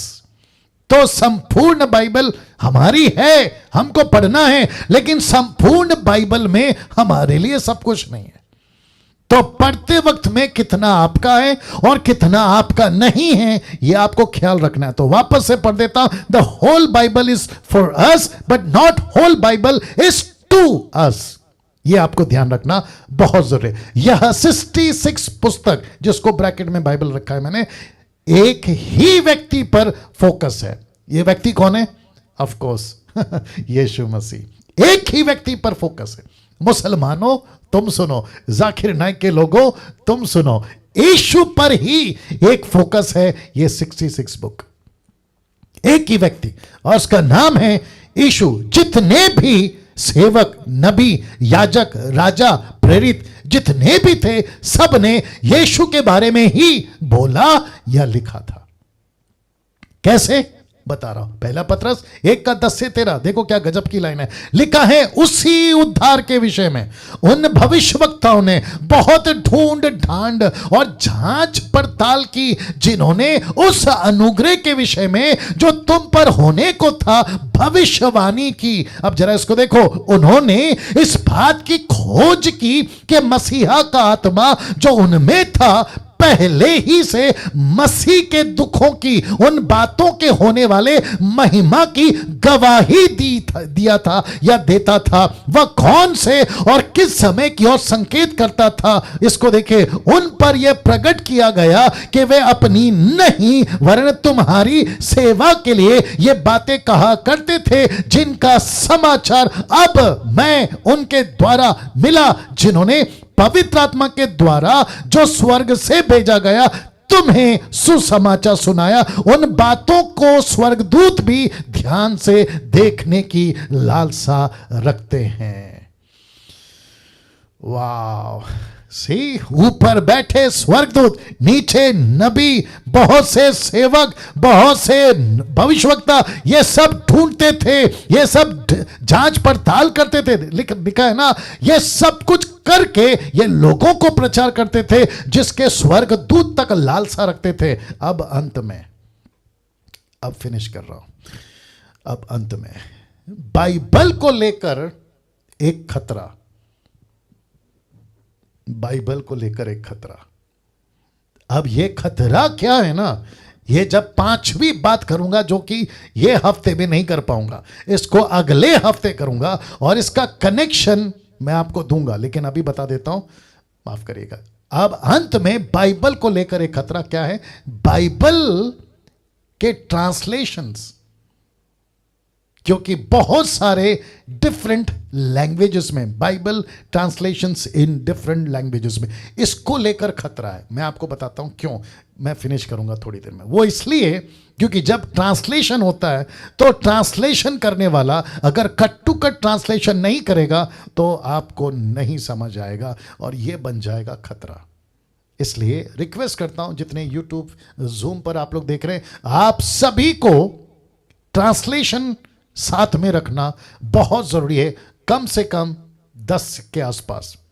अगर आपके पास में बाइबल हब, एक एप्लीकेशन है बाइबल हब, HUB हब, उसको डाउनलोड कर लीजिएगा।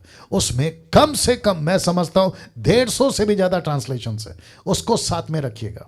हमेशा आप जब भी पढ़ते हैं क्रॉस रेफरेंस, क्रॉस ट्रांसलेशन आप जरूर पढ़िएगा, क्योंकि एक ट्रांसलेशन को लेके चलोगे तो फिर आपको दिक्कत हो जाएगा। अब यहां से बाकी का कल, जो कि एपिसोड नंबर 18 होगा, उसके बाद में हम जो हैं आगे बढ़ेंगे। आइए एक प्रार्थना करते हैं, समाप्त करते हैं। सृष्टिकर्ता पिता, यीशु के नाम से इन सभी बातों को जो आज हमने सीखा, प्रभु जी आपके चरणों के पास आता हूं। प्रभु मैं विनती करता हूं, ये सारी बातें लोगों के जहन में बिल्कुल जड़ पकड़े।